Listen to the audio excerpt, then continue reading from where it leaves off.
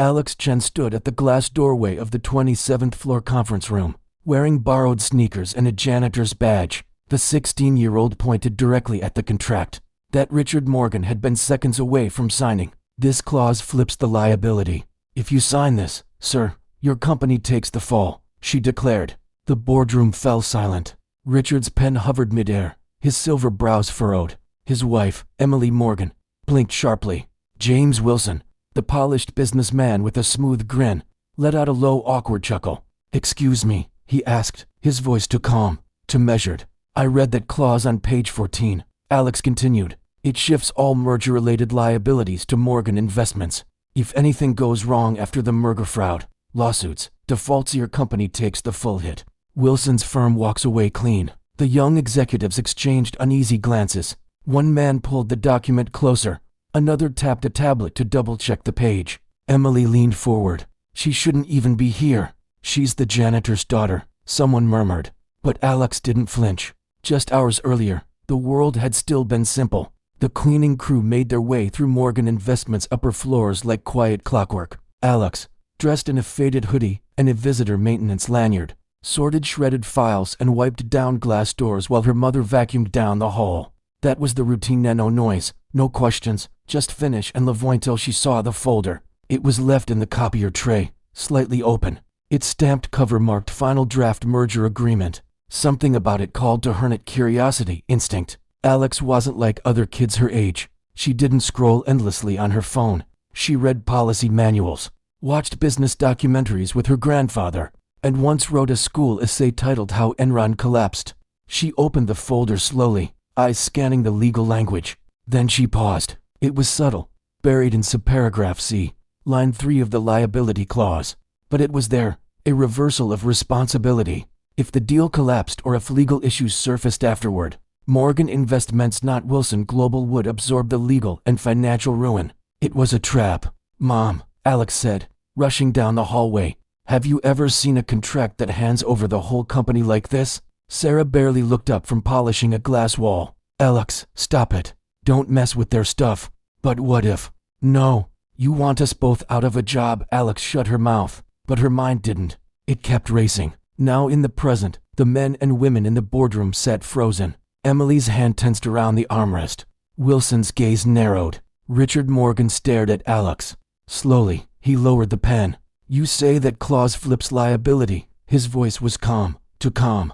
"Yes, sir," Alex replied. "It's disguised in plain text, legal sounding.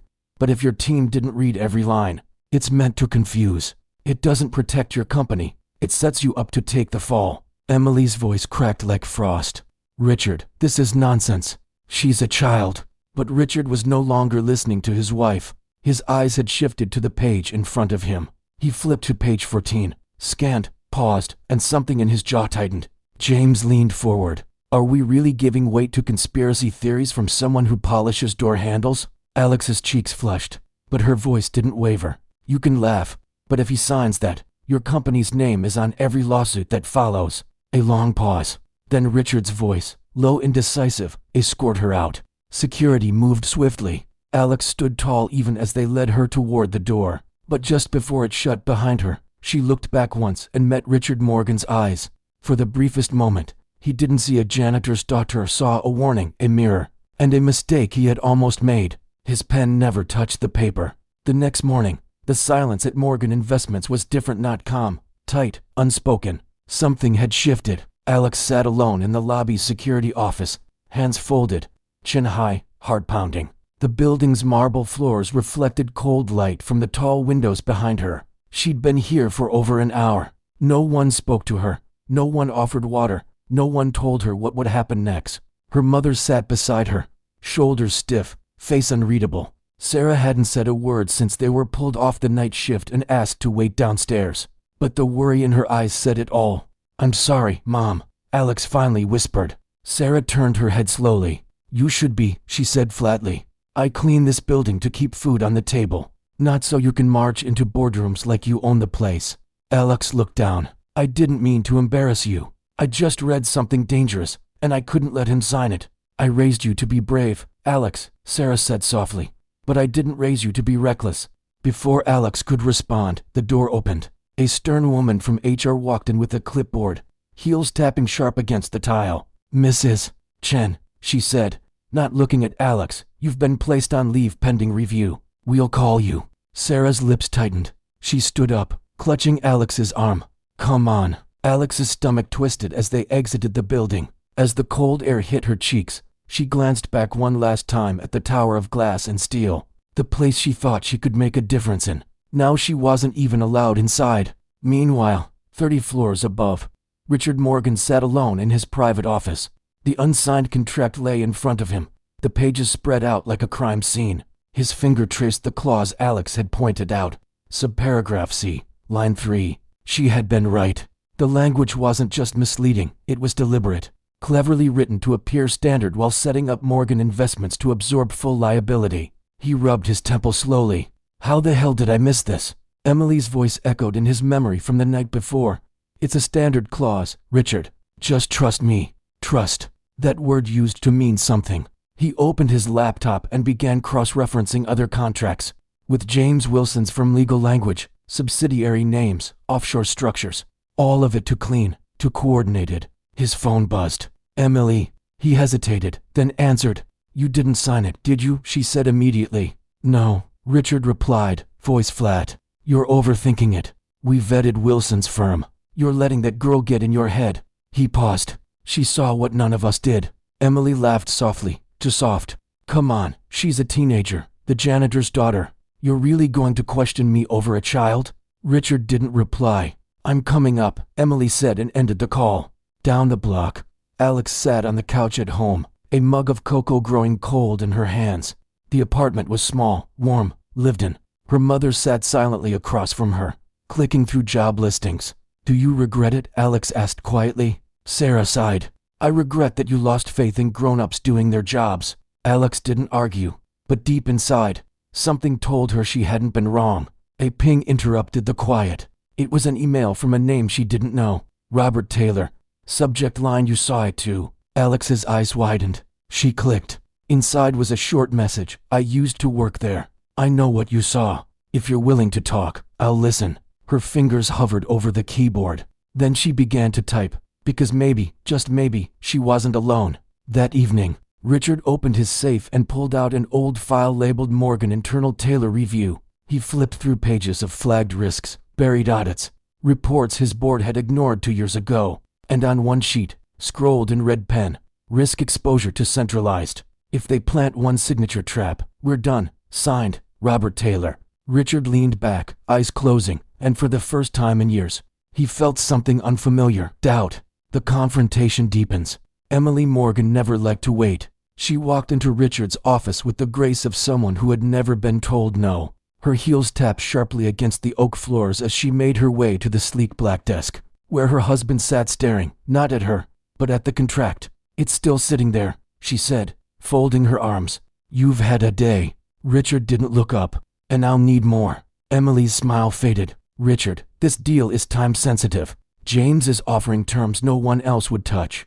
You saw the numbers. I also saw a liability clause that nearly gutted my company." Emily walked around the desk, trailing a manicured nail along the edge of the contract. "One clause, legal language. You know how these things work. Don't tell me you're giving weight to the janitor's daughter over me." That made him look up slowly. She saw it. No one else did. Not you, not the legal team, not even me. There was a long pause. Emily's expression didn't flinch, but her tone dropped a degree. "She's a child, Richard, and she just got you to question everything. That should concern you." "No," he said, standing up. "What concerns me is that she was right." Later that evening, Alex sat huddled near the radiator in their apartment, flipping through pages. Mr. Taylor had sent her an encrypted PDF file stack statements, shell company breakdowns, merger language comparisons. She didn't understand all of it, but she understood enough. They were building a trap. Taylor had confirmed it on their call earlier. James Wilson had used nearly identical language in a merger back in Houston. The target company took full liability. Within 6 months, it collapsed under legal fees. Wilson walked away richer. Alex highlighted keywords: indemnification, contingent liability, burden of performance. She didn't know every term, but she knew something rotten when she smelled it. "I can't believe he's married to that woman," Alex muttered. Her mom, washing dishes behind her, let out a humorless snort. Power marries ambition. It's always been that way. At the same time, Richard sat at the bar inside the private gold lounge overlooking downtown. He wasn't drinking. He was watching.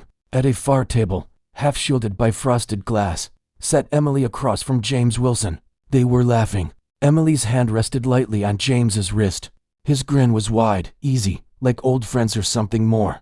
Richard's jaw tensed. He couldn't hear the words, but the body language told him enough. Emily leaned in. James nodded, then handed her a small flash drive before gently brushing her fingers in a gesture that wasn't professional. Richard turned away, bile rising in his throat. Was this the woman he'd built a life with, or had she been using him from the beginning? Back at home, Alex's phone buzzed. Text from Taylor. Look into Emily's spending habits. 3 offshore transfers in her name. Cayman, British Virgin Islands, and Zurich. Alex's eyes widened. She's not just clueless, she whispered. She's involved. She opened her laptop and pulled up public transaction records, her hands trembling. There it was, Emily Morgan's name tied to a dormant trust account in the British Virgin Islands. At that very moment, Richard opened his email and saw a message from his bank's internal compliance team. Subject: Suspicious access activity. Internal transfer alert. He clicked. Emily had attempted to authorize a $2.5 million movement from one of the company's dormant reserve accounts. It was stopped just in time. Richard sank into his chair. The noose wasn't just tightening, it was inside his own home. Somewhere in the quiet of the night, 3 people couldn't sleep. Richard Morgan, now certain he was standing on a crumbling foundation. Alex Chen, gripping the pieces of a puzzle far too big for a 16-year-old. And Emily Morgan, seated beside James Wilson in a black SUV, whispering, "He's starting to dig," to which James replied calmly, "Then we bury him before he reaches the roots." It started with an email, no subject line, no sender name, just a single audio file. Richard hesitated before opening it. He had been staring at the ceiling of his office for the past hour, long after the last assistant had gone home. The silence felt heavier these days, like the building itself was holding its breath. He clicked play. Emily's voice came through first, calm and calculating.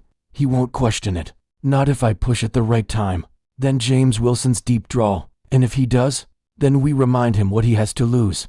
Richard froze. He replayed it 3 times, and when it finally sank in, something inside him cracked, not loud, not visible, but final. He forwarded the file to his private attorney, then leaned back and stared at the ceiling again. This time not with confusion, but with clarity. Emily wasn't just involved, she was leading it. Alex stood outside the massive bronze doors of the Central Public Library, clutching a folder and a flash drive Taylor had mailed her that morning. Her fingers were numb, not from the cold but from fear. Everything they had pieced together now pointed in one direction. Someone was actively trying to bury Morgan Investments. She stepped inside and made her way to the computer lab. The files were encrypted, but Taylor had included a handwritten key. As she typed, the truth unfolded. 3 merger attempts, 3 ruined companies, all tied to James Wilson. And in the background of each one, buried deep in the documents, were traces of Emily Morgan's digital approval credentials.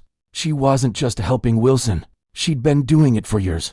That evening, Alex tried to deliver the physical documents to Robert Taylor at his apartment. But when she arrived, the door was ajar. Inside empty. No signs of struggle, no sign of Taylor. Just a single envelope on the kitchen table labeled AC. She opened it. Inside were 2 things, a thumb drive and a post-it note. "They know I'm helping you. Don't come back here. Find someone you trust. Soon." Back in the city, Richard sat in his car outside an old courthouse.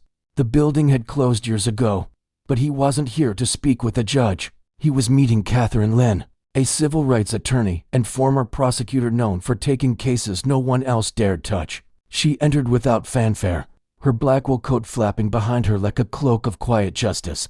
"Mr. Morgan," she said, sliding into the passenger seat, "you came to the right person. But this is bigger than contract fraud." "I know," Richard said. "You're dealing with organized financial subversion, maybe racketeering. I need to protect my company," he said. "And I need to protect a girl who saw it first." Catherine raised an eyebrow. "A girl? She's 16. Name's Alex Chen. She caught it before any of us did." For the first time, the lawyer smiled. "Then she may be our most valuable witness." The next morning, Alex returned to Morgan Tower. Security was tighter now. She wasn't on the list, so she waited, cold fingers wrapped around a bag of evidence, until one of the junior staff Simeon she recognized from late-night vacuuming shifts walked by. He paused, glanced around, and whispered, "Mr. Morgan said if you ever came back, I should take you straight up." When Richard saw her, something in him softened. He stood, extended a hand not like a CEO, but like a man finally seeing his own blind spots. "I owe you more than an apology," he said. "I owe you the truth." Alex looked up at him, her voice quiet but firm. "Then let's get it out before someone else disappears." They sat side by side in his private conference room, papers and screens spread around them like a battlefield map. Catherine Lynn joined minutes later, nodding once at Alex. "This is your war now," she said, "but with the right moves. We win it before they even know we're fighting." Alex nodded, nerves taut but steady, because for the first time, she wasn't fighting alone. And the cracks in the marble weren't just breaking apart a building, they were letting the truth come through. The courtroom wasn't scheduled yet. No subpoenas had been issued, no press conference had broken the news. But the war had begun. Inside Richard Morgan's office, the walls were no longer decorated with corporate awards and investment forecasts. They were now lined with whiteboards scribbled full of timelines, connections, bank transfers, and alias names. At the center of it all sat Alex Chen, a 16-year-old girl with a borrowed laptop and a folder full of secrets. Catherine Lynn stood near the window, phone pressed to her ear, voice low but urgent. Richard, silent, pored over a printed spreadsheet, his jaw clenched tight. Then Catherine hung up. "That was my contact at the Justice Department. They're watching Wilson quietly, but they need more to move forward." Alex reached into her backpack and slid over a yellow file. "This just came in," she said, "from Taylor before he disappeared." Richard took the folder. Inside were offshore account ledgers. 3 names jumped off the page: Emily Morgan, James Wilson, and a company called Blackwater Holdings, a shell corporation registered in Belize, funneling payments every quarter from failed merger settlements. Catherine whistled. "This is more than fraud. This is a long game predatory, calculated. And it started right under my roof," Richard said bitterly. That night, Alex and her mother sat on the fire escape of their apartment building. The city below buzzed with yellow taxis and music floating up from restaurant patios. Sarah handed Alex a mug of chamomile tea, her hands trembling. "They called again," she said. "Told me if I don't keep quiet, they'll cancel your school record. Said they can make things disappear." Alex stared ahead. "They already tried. You're a child, Alex. This isn't your fight. It became mine the second they used people like us as their cover." Her voice was calm, certain. And in that moment, Sarah saw something she hadn't expected to see, not defiance, but purpose. A sense that Alex wasn't trying to prove anything. She was simply trying to make something right. The next day, Richard entered the main hall of the Morgan Foundation Gala, wearing a black tuxedo and a tighter expression. The gala was his wife's ID charity, media, smiling donors. It had always been Emily's domain. But tonight, Richard took the mic. "Before we begin," he said, eyes sweeping the glittering crowd, "I want to speak to you not as a CEO, but as a man who's made mistakes." Emily froze beside the champagne table, her fingers tightening around the stem of her glass. "Years ago, I believed building an empire meant trusting only the numbers," Richard continued. "But numbers don't betray you. People do. I've reopened every document our board has ever signed, and what I found, what one brave young woman found, has shaken me to my core." Catherine stood near the back, arms crossed, expression unreadable. Richard stepped down from the mic and left the room before anyone could ask questions. That night, Alex sat in front of her bedroom window, watching the blinking lights of the skyline. A folder lay open on her lap, filled with newly flagged emails. One line from Emily to James stood out like a blade.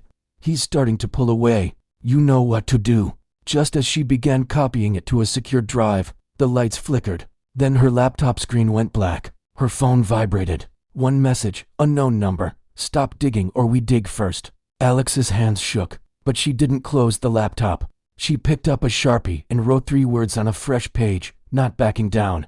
Because this wasn't just a company anymore. It was a battleground. And the girl they thought no one would listen to was becoming the voice no one could ignore. The morning headlines hadn't broken yet, but the whispers had already begun in the financial district. Rumors passed between elevators and espresso machines.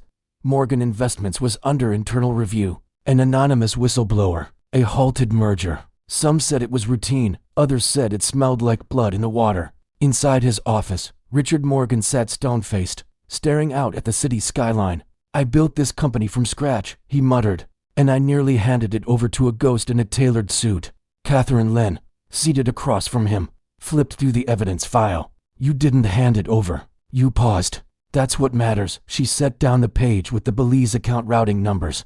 "Wilson's signature move. But it's no longer just about business," she added. "It's about justice." Meanwhile, Emily Morgan descended the grand staircase of their Lakeshore Drive penthouse, dressed in navy silk as if nothing was unraveling beneath her feet. The housekeeper handed her a cream envelope. This was left in the mailbox.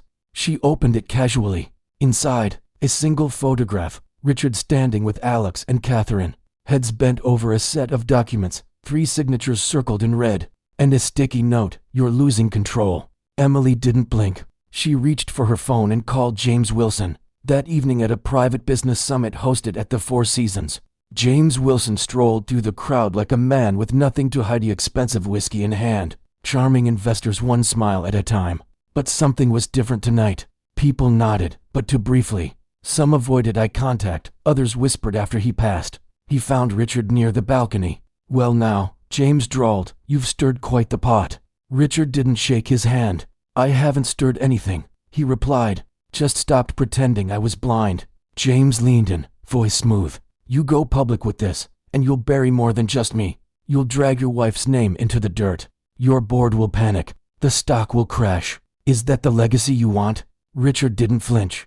"I'd rather lose a company than live a lie." Back at Alex's apartment, her mother hung up the landline and turned to her daughter.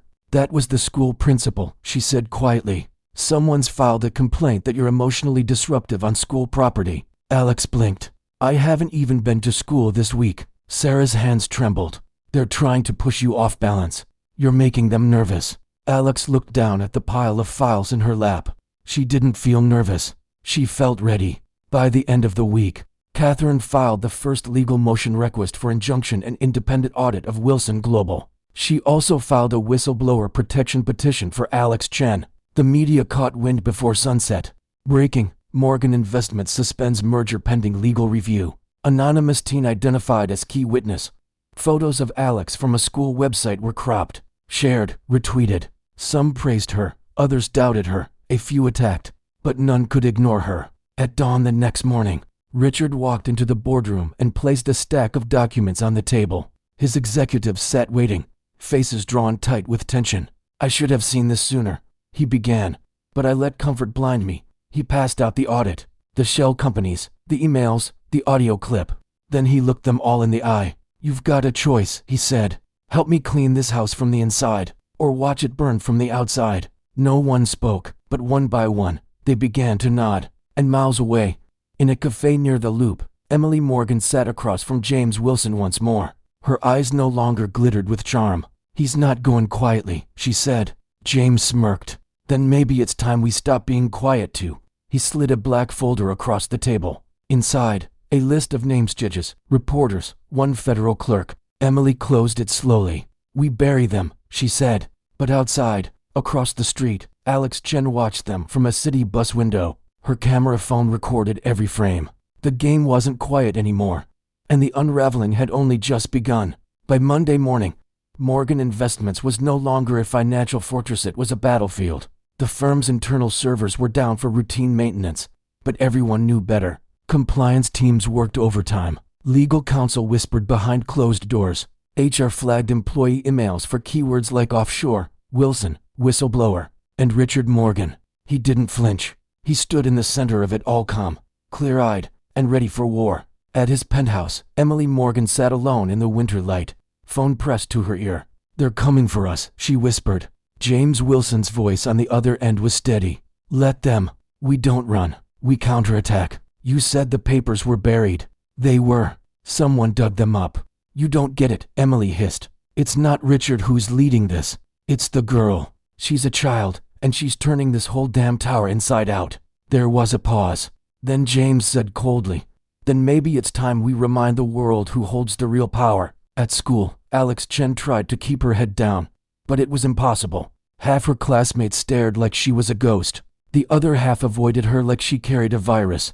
Some whispered traitor, Others, hero, she ignored them all. But as she opened her locker, a folded note fell out. She opened it carefully. "We know where you live. Stay silent, stay safe." Her fingers trembled, but only for a moment. She tucked the note into her pocket, grabbed her books, and walked straight to the office.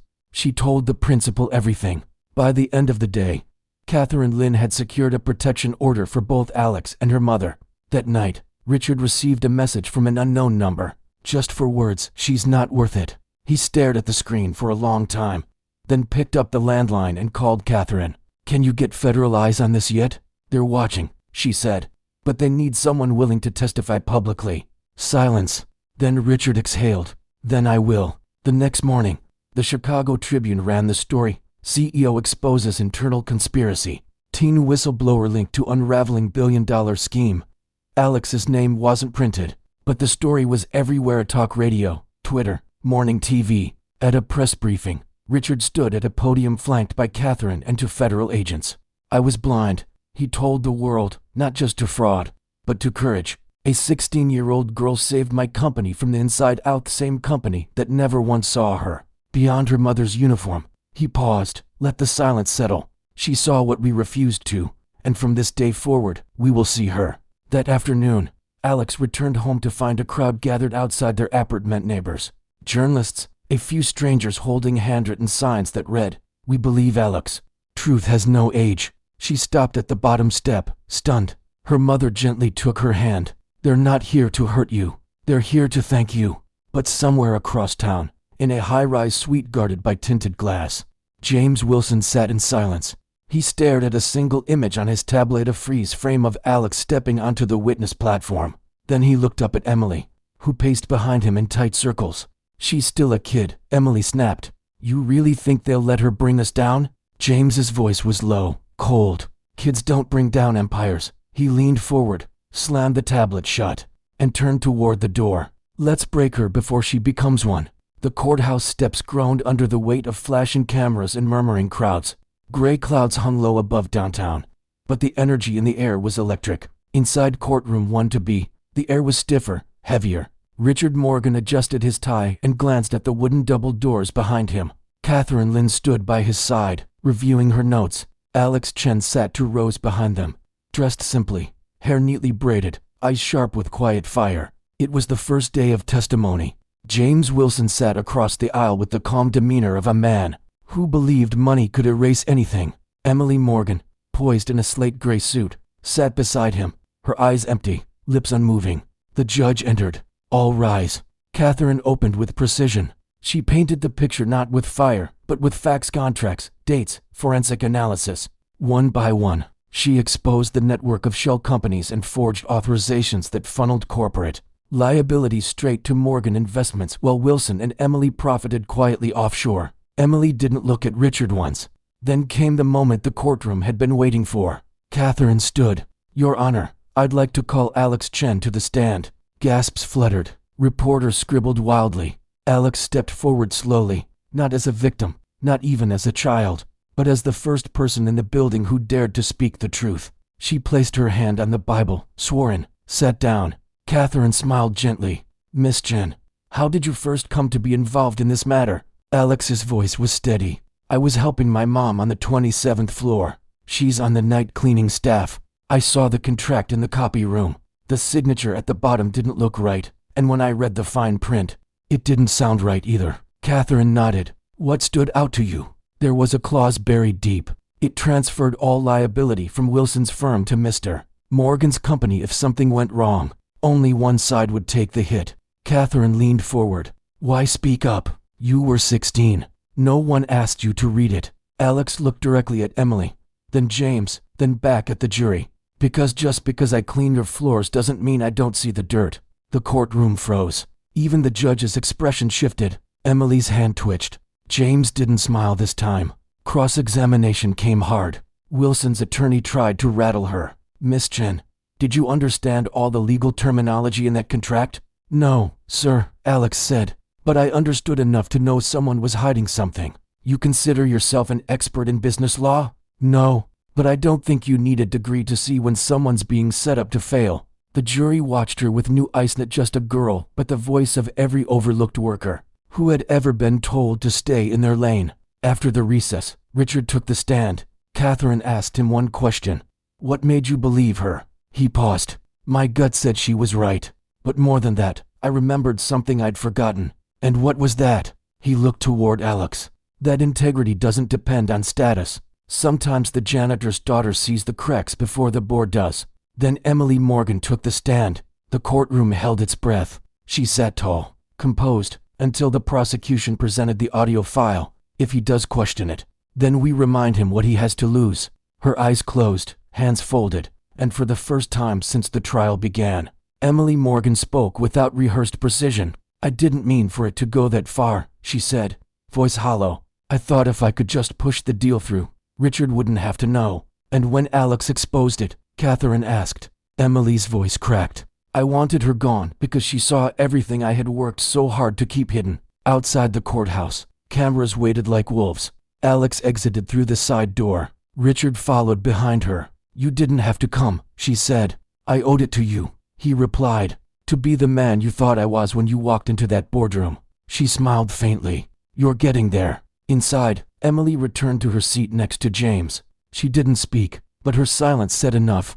The empire was cracking, and in the eyes of the jury, they'd seen not just fraud, but betrayal of trust, of truth, of the people no one thought would ever speak. Tomorrow they would deliberate. Tonight, the world waited. The verdict came just before noon. The jury filed in with solemn faces. Alex sat between Catherine Lynn and her mother, gripping the hem of her skirt. Richard Morgan stood behind them, hands clasped tightly in front of him.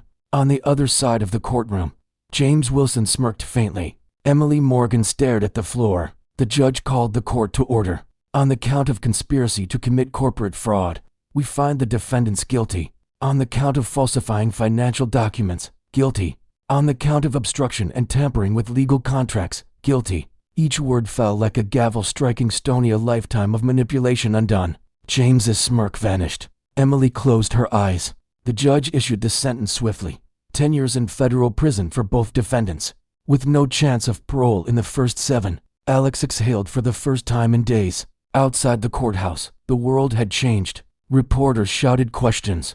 Microphones thrust forward. "Alex, how does it feel to be the girl who saved a corporation, Mr. Morgan? Will you rebuild Morgan Investments? Catherine, what's next for your young witness?" Alex didn't answer them all, just one. "What do you want people to remember from this case?"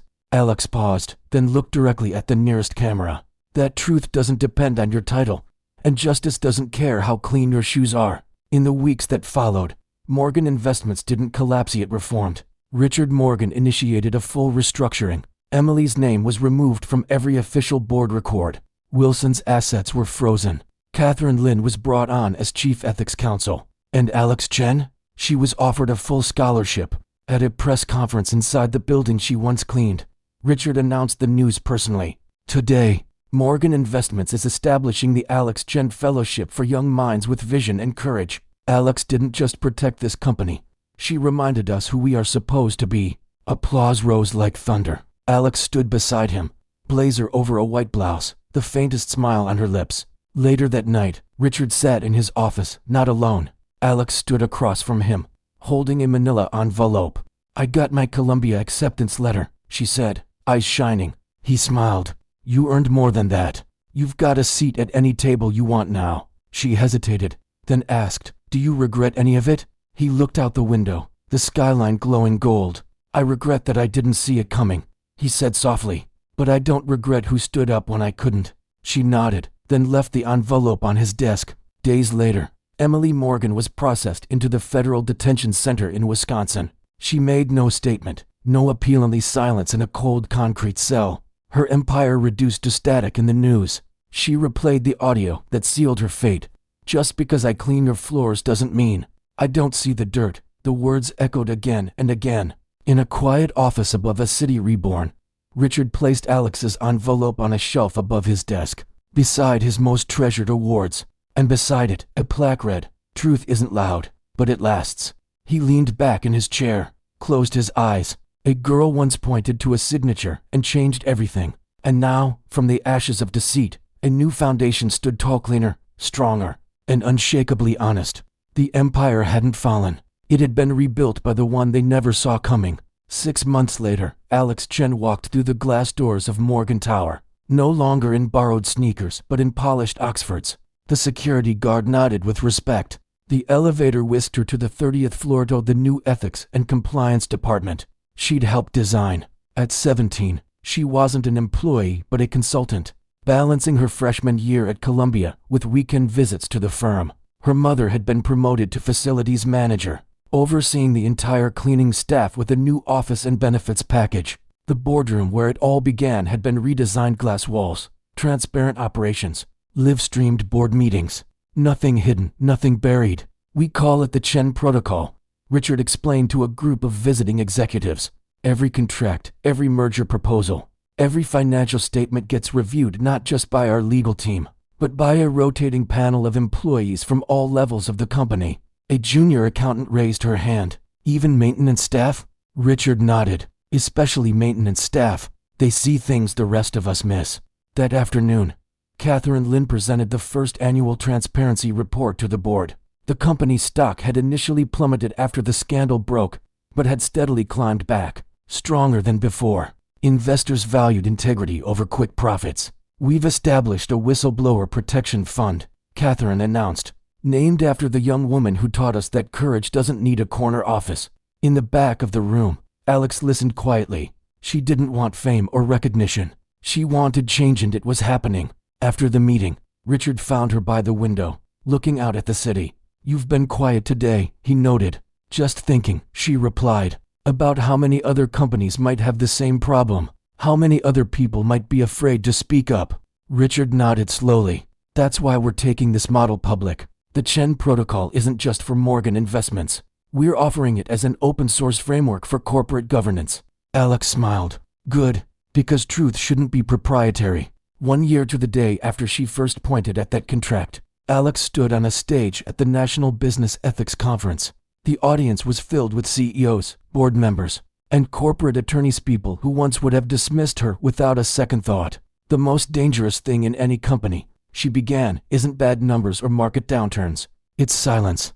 The silence of people who see problems but don't feel they have the right to speak. The silence of those who think their position determines their voice."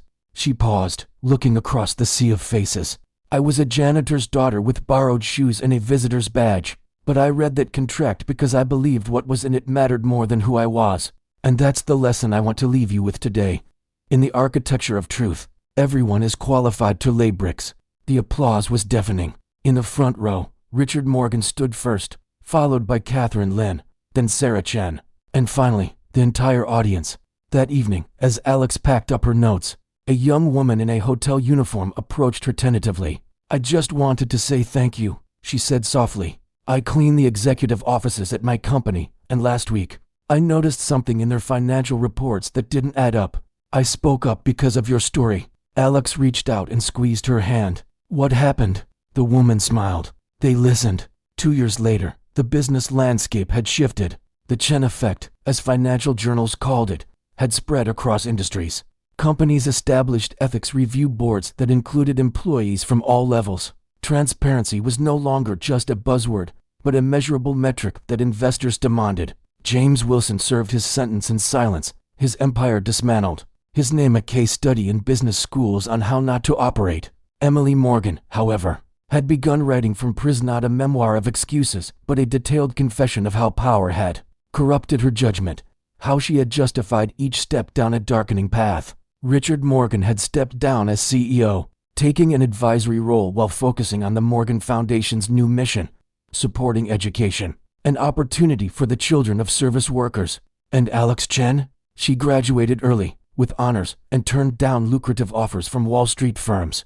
Instead, she established the Visibility Project, a nonprofit that trained service workers to recognize financial and ethical irregularities in the companies where they worked. The people who clean your offices, serve your food, and maintain your buildings see everything, she told a reporter. They just need to know that when they speak, someone will listen. On a crisp autumn morning, 5 years after that fateful day in the boardroom, Alex stood in front of a classroom at Columbia Business School. Now 21, she was the youngest adjunct professor in the school's history. teaching a course called Ethics from the Ground Up. Today, she told her students, we have a guest speaker. The door opened, and Richard Morgan walked in. His hair grayer, but his step lighter than it had been years ago.